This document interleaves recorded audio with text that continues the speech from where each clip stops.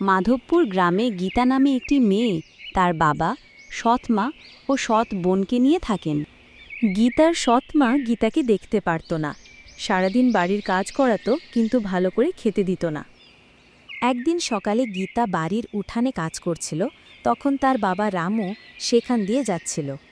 গীতা, মা গীতা, কাজ করছিস বুঝি? হ্যাঁ বাবা, কিছু বলবে আমাকে?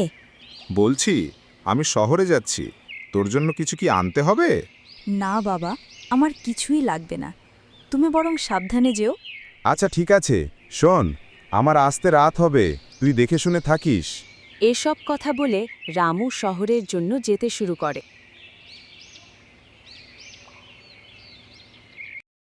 ঠিক তখন গীতার সৎ বোন মিনু গীতাকে ডাকতে ডাকতে আসে।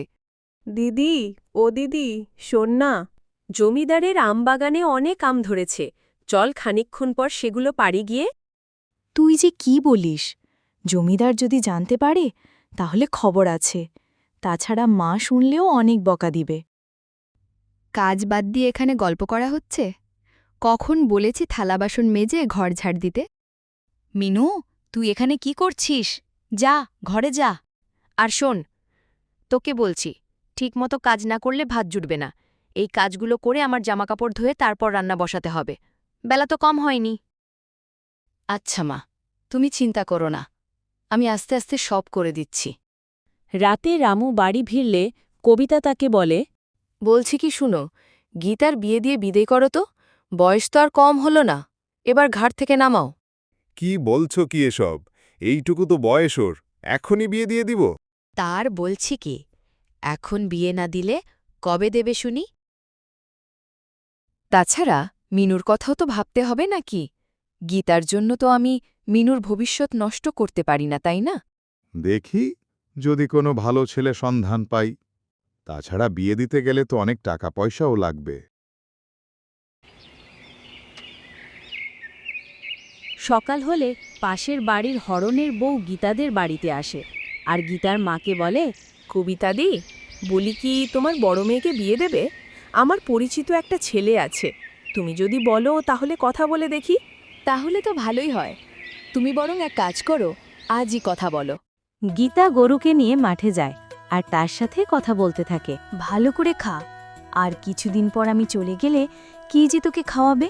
কয়েকদিন পর হরেনের বউয়ের পরিচিত ছেলের সাথে গীতার বিয়ে দিয়ে দেয় তার মা, কিন্তু ছেলেটা মোটেও ভালো ছিল না।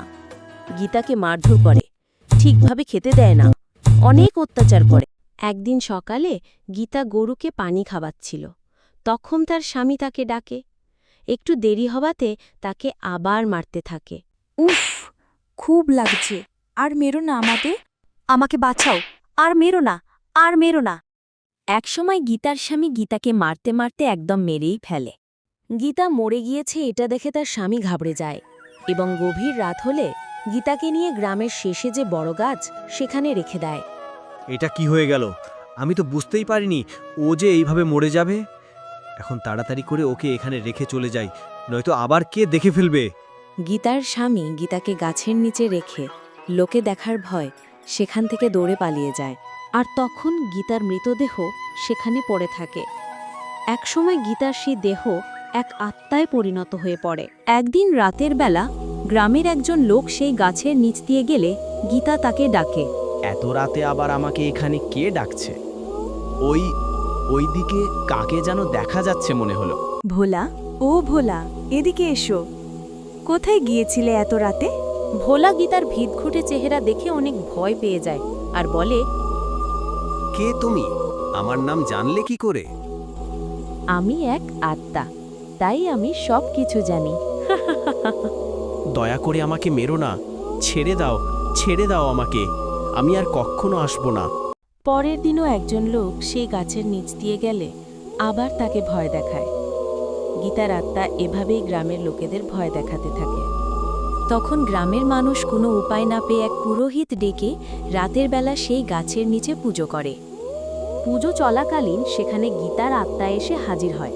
তখন পুরোহিত মশাই গীতার আত্মাকে জিজ্ঞেস করে, কিরে, তুই এখানে কেন এসেছিস? আর গ্রামের লোকেদের এভাবে ভয়ই দেখাচ্ছিস বা কেন? আমার স্বামী আমাকে মেরে ফেলে এখানে রেখে গিয়েছে, তাই পুরুষের উপর রাগ করেই তাদের ভয় দেখাই। কিন্তু সব পুরুষ তো আর এক না, তাহলে তুই কেন সবাইকে ভয় দেখাস? আমি সবাইকে ভয় দেখাই না, যারা কেবল বউকে অত্যাচার করে শুধু তাকেই ভয় দেখাই। শোন তাহলে, তোর স্বামী তোর সাথে যা করেছে তার শাস্তি ভগবান তাকে দেবে। তুই আর কাউকে ভয় দেখাবি না, কথা দে। আচ্ছা ঠিক আছে, তাহলে তুমিও বলো রাত হলেই গাছের নিচ দিয়ে কেউ যেন না যায়।